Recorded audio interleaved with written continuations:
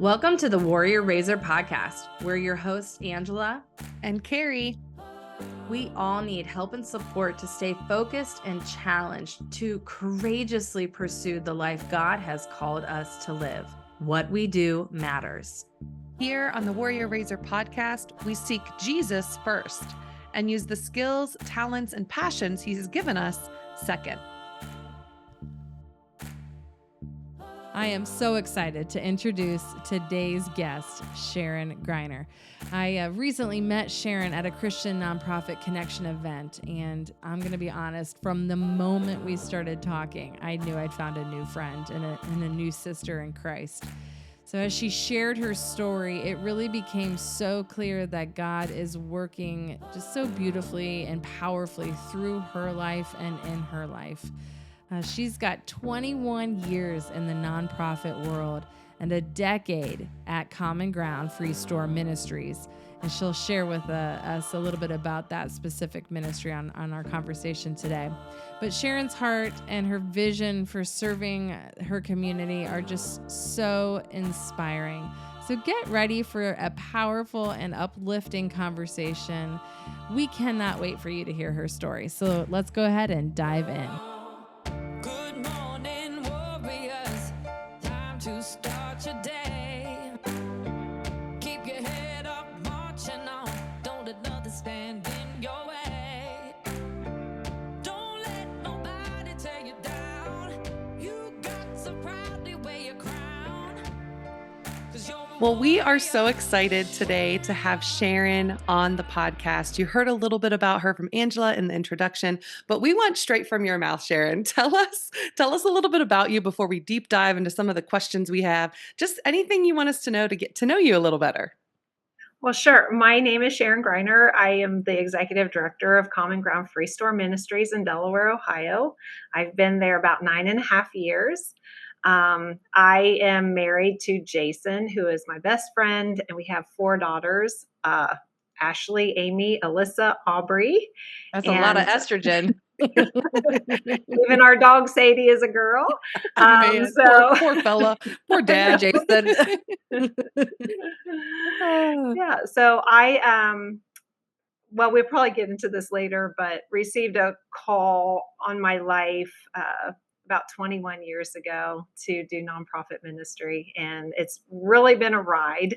I've been serving the Lord most of my life, and just felt honored that He chose me to do this work for Him. So. Oh, thank you for sharing that. I've 21 years. That's a long time to stay in anything these days. I feel like I feel like so much of skipping from one thing to the next is the way to be anymore. So 21 years, that's amazing. Thank you for your service for doing that. That's awesome. And thanks for sharing with us. I know you and Angela know each other just a little bit better through some of the area nonprofits getting together, seeing how they can work together for the kingdom in our community. So I'm really excited today to learn more about what you do and how you, not only in your ministry, but I know you've got an amazing personal testimony that it could really encourage our listeners today. So thanks so much for being on our show. Sure. I'm so glad to be here. Good. Okay, so let me start with this. This season, we are wrapping up the next right steps as part of our theme for the Warrior Razor podcast. And you kind of alluded to it a little bit, that God kind of tugged on your heart to step into this realm of ministry. I mean, all of life is ministry if we really are honest and have that kind of vision to see with what He asks of us. But you are specifically doing day in, day out, tried and true ministry work. Will you give us a little bit of a snapshot as to how you got into Common Ground, where you are now 9 years ago, and just kind of the journey there? And then we'll talk about some of the steps along the way, if you will. So back to you. Sure. Well, I haven't always been at Common Ground. I started off at a health center in Columbus called Lower Lights Christian Health Center. It's a federally qualified health center. A friend of mine from my life group at church asked me to come alongside her as she started this ministry, wanted me to be her development director. And I'm like, what is a development director? I had no clue about anything at that point. And she told me, and I started with her from the ground up, watched it become a multi-million dollar ministry. I was down there for a while, and I lived in Delaware. This was clear down in West Columbus. Yeah. And they kept asking me, because there were several ministries down there all working together, and they kept saying, Sharon, when are you and your family moving to Franklinton? And I was talking to my husband about that, and he's like, no, we're not moving to Franklinton. Our kids are in school in Delaware. This is where you're from. He's like, I don't feel the Lord leading us there at all. And truth be told, I didn't either. So I just I read this book called The Hole in Our Gospel. I don't know if you're familiar with that book, but it was from the former, and I'm sorry, his name is escaping me right now, but It's it was okay. the former director of an international ministry, World Vision. And another vision word. But anyway, the premise of this book was, if you cut out all the scriptures in the Bible that talked about taking care of the poor, your Bible literally falls apart. There's a big hole in the gospel. And Wow. I read that book. And as I was traveling back and forth on Route 315 every day, I just began praying and asking God. A lot of people I work with at Lower Lights, they felt a call on their life to serve or to be a missionary. And I said, Lord, you've never put that call on my life. And I don't know what to do with, I feel this passion in my heart. More than doing development work, because I felt like I wasn't involved in actual operations. I was just kind of raising the money and writing grants and all of that fun stuff. But I wanted to be more involved. God had put this passion in my heart. And I just literally felt like on one of those journeys, and when I was praying and after reading that book, he said, Sharon, I have called you. It's written all over my word. And so it was at that moment that I began to truly seek what his ultimate goal was for me.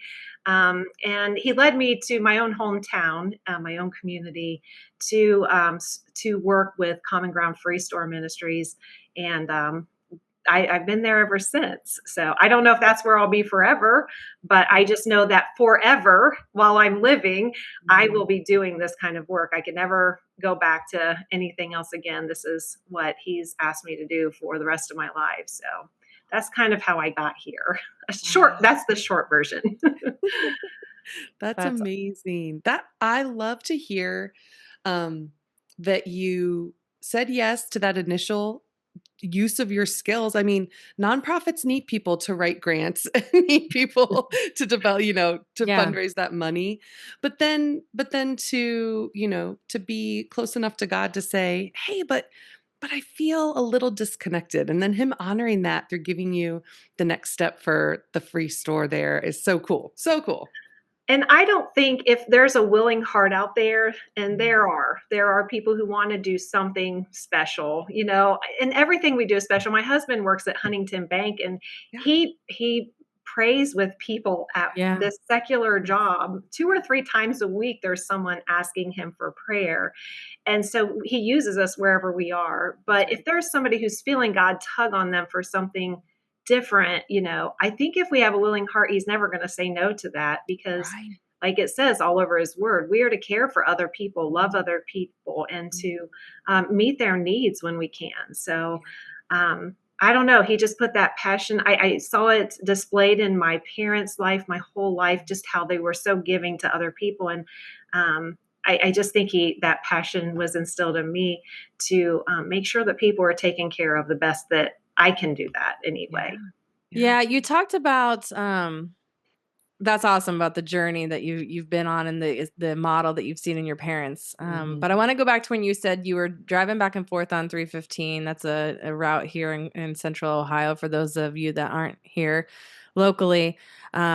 but when the Lord started to stir in your heart to make that transition, I think a lot of people get stuck in that space of not knowing how to move forward, or they might feel an unsettling, but they just maybe are reticent to move forward because they get comfortable where they are, or there's that fear that prevents them from moving forward. Can you share with us a little bit about what that felt like for you personally, and then how you made that next leap into being where you are today? So I took a leap of quitting my job, and I wouldn't recommend this for everybody unless you really are certain.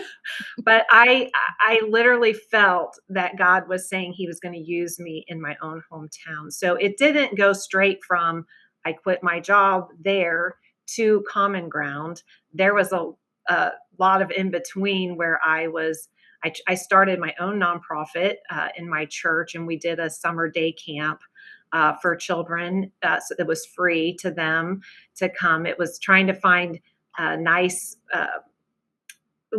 introducing people to the gospel, or kids to the gospel, in like a summer day camp type setting. It was called VBS on steroids, really, Yeah. because it was an all day summer camp, 3 weeks out of the summer. And then we started a community meal and food pantry.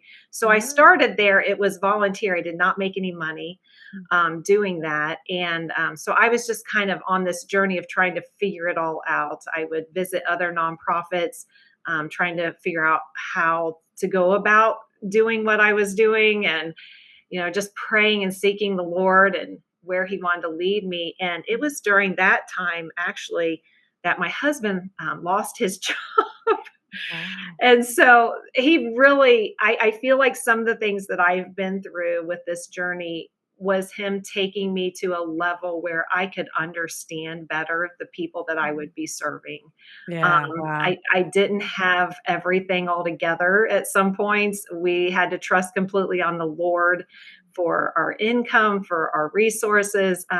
His company went bankrupt. He didn't lose his job because of anything he did wrong. Just clarify that.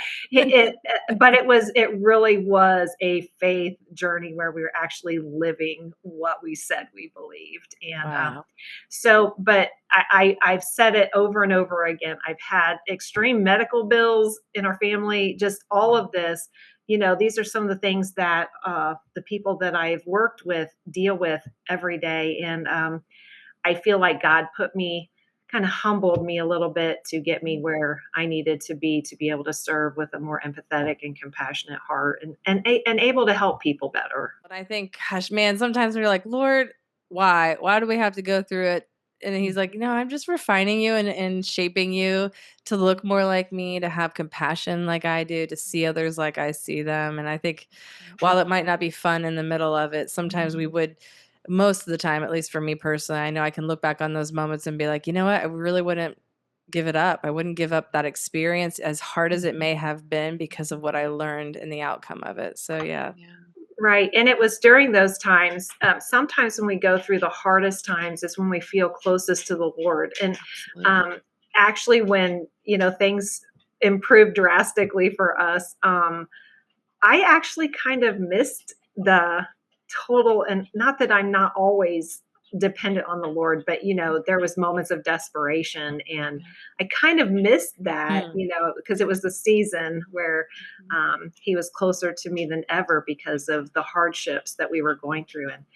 And when I got through it, I didn't want to go through that again, but that closeness that I felt, just, it wasn't quite the same. Yeah. But you know what I mean? That journey was just really special. Yeah. That's good. Yeah, it's nice. It's good to be able to look back and say, that was hard. We got through it. But I think what I'm hearing, Sharon, is you say that, but that's what really catapulted you to this next right thing that He was preparing for you with the where you are now. Am I hearing that right?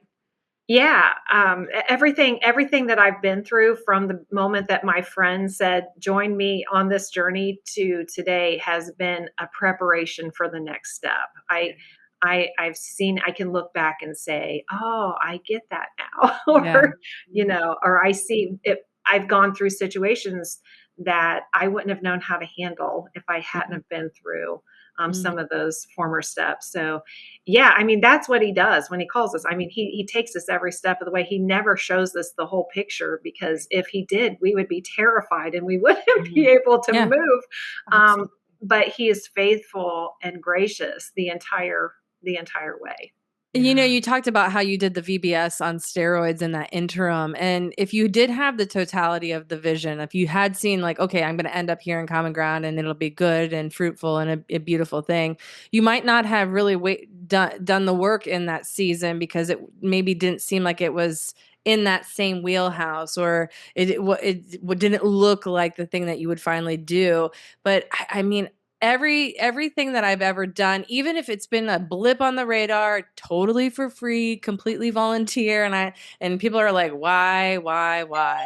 I have the capacity to then look back and be like, because nothing was wasted. I was able to use it, or an ounce of this here, or a connection made there, or an experience learned, and apply it to wherever I am in the journey. So, Yes.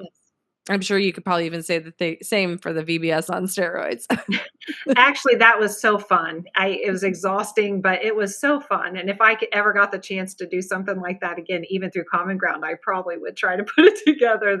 I didn't get paid for any of it. So if I had gotten the paid job, I probably would have passed up the volunteer job, and I would have Yeah. missed that experience. So, That's And, right. and now with what you're doing, you're working really closely with a lot of volunteers. So you, having been one and now working with them, you kind of have that exposure. So that's awesome. yeah, absolutely. Um, okay, I want to pivot a little bit. When we first met, we met at a networking kind of organization for people in ministry in the nonprofit world here locally where we live.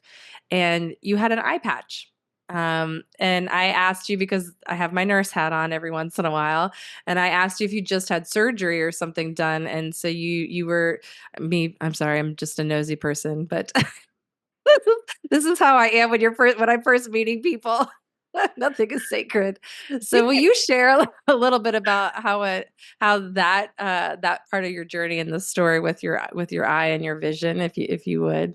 Sure. Yeah. On August 6th, this past year, I woke up and my vision was all wonky and I couldn't figure out what was going on. And I immediately went to my eye doctor. And by the time several hours had passed that day, I had complete double vision, where my vision was stacked. So double, like stacked on top of each other, and just very unclear. I couldn't walk very well, and nauseous. It was horrible. I went through an MRI and all of that, they were trying to determine if I'd had a stroke or if I had a tumor or anything like that. The MRI showed I had a brain and it was just fine. So that was a relief. But they, what I was experiencing and the symptoms I had uh, led them to say I had fourth cranial nerve palsy, which anyone I've talked to, except for maybe a couple of nurses or something, no one has ever heard of this before or had this condition.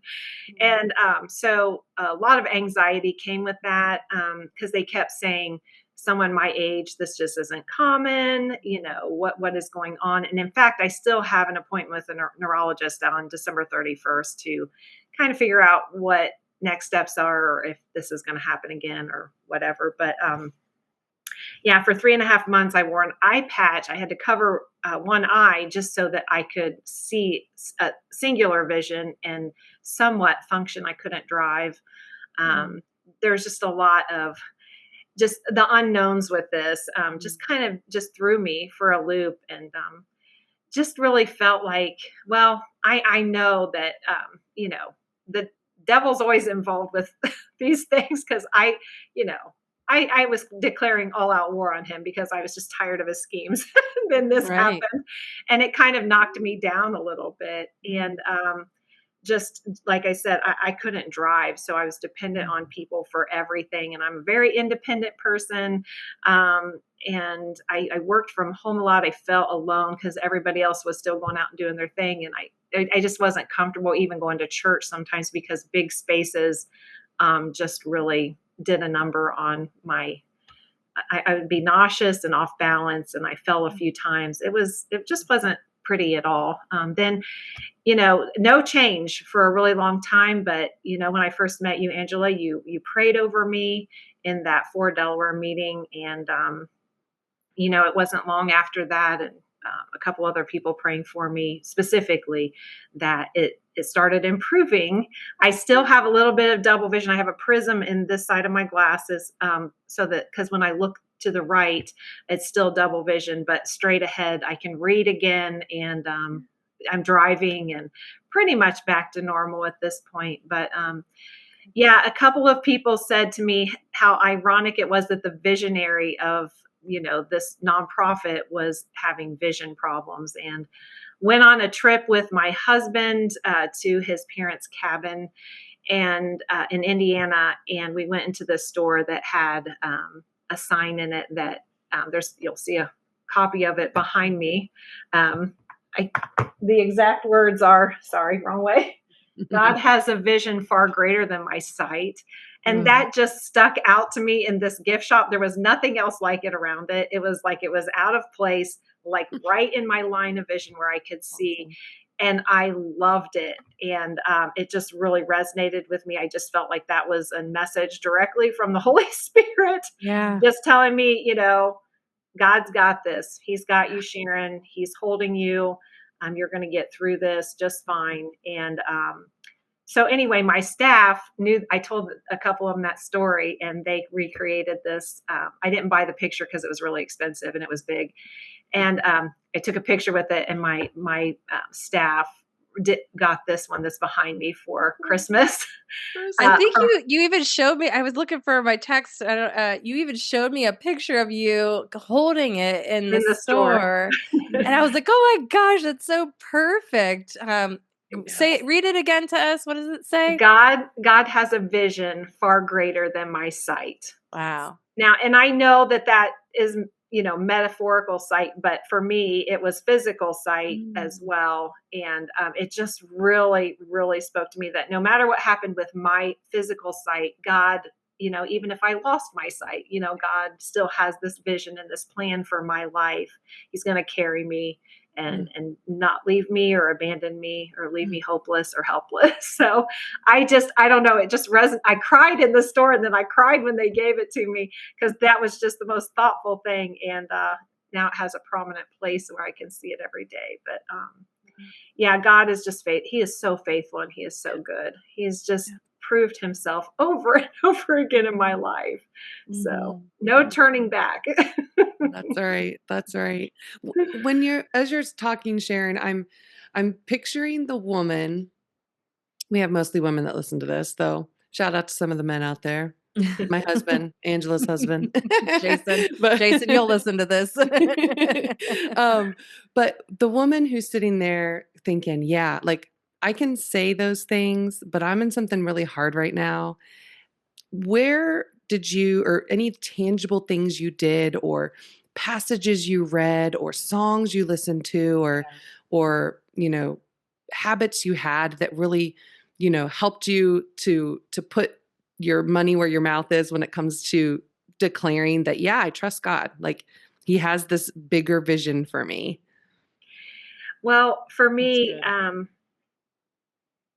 I've just been in some really tough spots before where all I could do was cry, and there was no words, but just knowing, and just knowing that God is who He says He is, and just declaring that out loud. God, you are a good God. God, you are faithful. Just the attributes of God. Because sometimes you just get mad, and you just you just Yeah. can't take it anymore sometimes. But the only thing, I mean, I have a good support system too, though. I have, my family are all believers. My husband is a wonderful encourager. And so that helps. Just you need to surround yourself with people that can help carry you when you're down.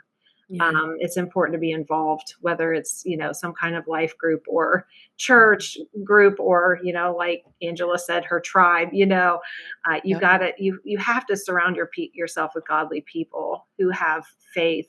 And, but for me, just leaning on God every day, through prayer. I'm constantly listening to worship music. I can't even tell you favorite song right now because there's so many. Yeah. But I'll tell you one thing that I do when I can't do anything else, and that's just praise Him. It's what they call a sacrifice of praise because I don't feel like doing it. But that song by Brandon Lake, Gratitude, Mm. I just sometimes that's all I can do is just lift my hands and just say, thank you, Lord. Even though I'm not thankful for this circumstance I'm in, I Yeah. am thankful Mm. that I'm still here and that you're still with me and getting me through this hard place. But you've really just got to lean into Jesus. There really is there's no other Yeah, answer. I think for us as women too, specifically, there's that piece of us hard woven into our DNA since the garden where we want control. We don't like to lose the control. We don't like to feel like we can't carry the burden and can't do it all. It's like those things that you see online where the woman will grab all 85 bags from the grocery store and then use her foot to open the door. It's like, we got this. We could do Right. this. It's like to ask for the help and to seek help. There's something so humbling about that. And I think sometimes when you get comfortable with asking for the rides or for the help in whatever area, God can really work with us in that space. Doesn't make it Yeah. easy though. Mhm. Yeah, God has had to do a lot in humbling me in those areas and stuff. But I realized a long time ago I can't. Yeah, He created me to be a very capable person. There's a lot of things I can do very well, Yeah. but I learned a long time ago I can't do anything without Him, and Right. I stopped trying, and I've learned to rest in Him a little better. I'm Yeah. not saying I'm not perfect at it, but He doesn't want us. You know, we are. I can tend to be a workaholic. I'll work till I'm just so exhausted, but I have to get it done type of mentality. And I had to learn because it was affecting my health and my relationships and all of that. That's God didn't want me to keep striving like that. I just needed to be in His rest, and He would take care of the things that needed to get done. Doesn't mean we don't work hard. It just means that we need to not worry ourselves to death over it or strive so hard that we're working our fingers to the bone. And he doesn't want that for me. He doesn't want that for anyone. Yeah, because really that's a form of not trusting Him. Right. Saying Exactly. that I'm the only one that can do this, or I have to get this done right this second. It's like we're saying, no, we don't trust Him to be able to get us through a day where we have to, put something aside. It's a form of saying, no, I don't trust you to hold this thing that I find really important while I take some rest. Yeah. Right. Yeah. Yeah. Exactly.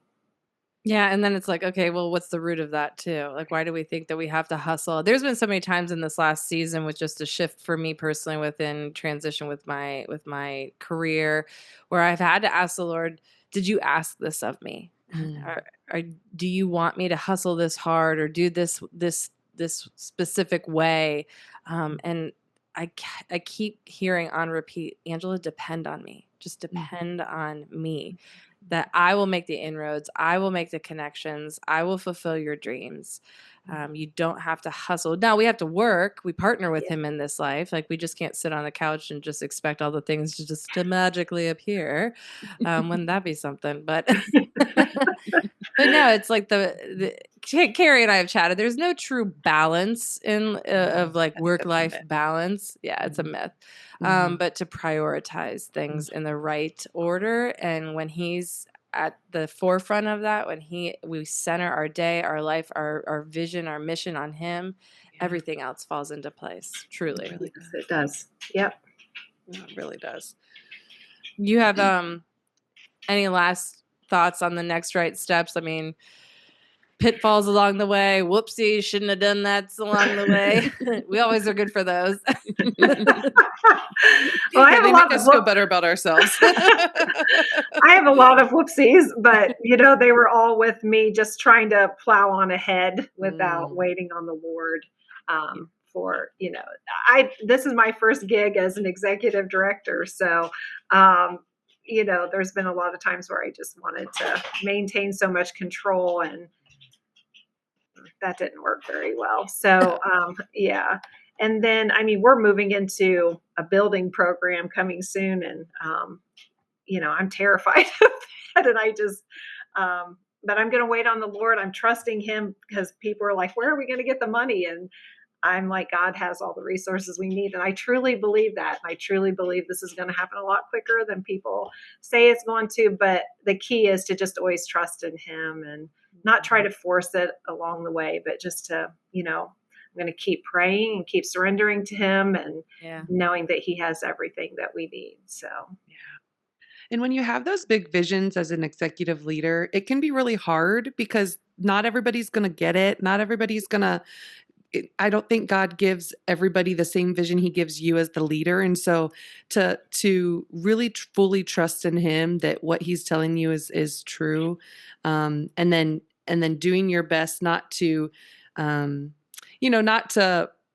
get down when other people don't see the vision, and continuing again, okay, you didn't give them this vision, you gave it to me, or you gave me this Yeah. this promise, or this, you're asking me to move forward in obedience with this. That can be really hard as a leader, but when you can continue giving it to Him, I think that there's so much beauty in that. And then when you continue giving it to Him, more people see that, and then God kind of works in them and does get them on board. So as a leader, that's really hard to do, but I think so important. right. And another thing with that too is that sometimes as the leader and with you having the only vision, or, maybe people aren't quite on board yet, you just have to, sometimes it gets lonely. It feels a little, it just feels uncomfortable. What if I'm wrong? Sometimes you could have those doubts, but God is faithful in that too, and just keep moving forward and keep trusting, and eventually people do see. I had an employee recently who just said that I've helped her grow in her faith just by hearing me say, "God's got this," or this is God's going to see us through this, or whatever. And that was more important to me than whatever the thing is we're trying to do, was that That's someone right. saw Jesus Truly. working in me. So that was just that was just an amazing thing to hear. And but yeah, just continue to move forward even when the naysayers and the doubters and all of them say that's impossible. Nothing is impossible with God. Yeah, His vision is truly far greater than our sight. I mean, it's Yes. beautiful. I mean, that is the sum of, I think, our conversation. When we don't have the eyes to see, He's already in every tomorrow. He's already been there, done that, come back Yep. and forth, and to rest in that, to know that He's got us. We can fully and 100% depend on Him, because He will not let us fail. Yeah. Absolutely. He has been with me in all my years, never let me down, failed me at any time. So I can know that He's going to see me through to the end. Well, Sharon, will you tell our listeners and our viewers where they can learn more about Common Ground, just in a nutshell what you do, where they can find out more, how they can support the vision that you have there, and tell us about it. Sure. Well, Common Ground Free Store is a store where everything is free: clothing, shoes, housewares, diapers, baby care items, personal care items, pantry, food items. We serve a meal every time we're open. We're open 5 days a week. We're located at 193 East Central Avenue in Delaware. We take donations of clothing and all those things. That's the only way we can give them out, is through donations. And we have a separate donation center, which is why we are trying to build a new building, because being in 2 locations doing this operation is super hard. That's at 147 East Winter. All of this information, though, is on the website at commongroundfreestore.org. And so we need volunteers. We need people to provide portions of a meal. Some people provide a whole meal, like their whole group together provides an entire meal for 130 people, but a lot of people just take a portion of it. So there's all kinds of ways to help, whether big or small, and all of that information too is on our website. But we always need volunteers, always need monetary donations, of course. Well, I was just going to say that because we have quite a robust audience all over the world. So whether they're in Delaware, Ohio, or not, if you go, we'll put your website in our show notes, and they can find out more about how to support what you're doing here locally in Ohio. Yeah, thank you. That's amazing. Yeah. Kerry, any last thoughts? No, I've really enjoyed our discussion though, Sharon. Thanks so much. You bolstered my and encouraged me today just in my faith. So thank you. Oh, well, that's wonderful. It's been an honor to be here with you, wonderful ladies. Awesome. Well, thanks, Sharon and Kerry, my wonderful co-host. And to all of our fellow warrior raisers, aim your arrows well. Thanks for listening to the Warrior Raiser podcast. If you liked today's episode, please like, subscribe, and share it. Or for more information, feel free to follow us on www.warriorraiser.com.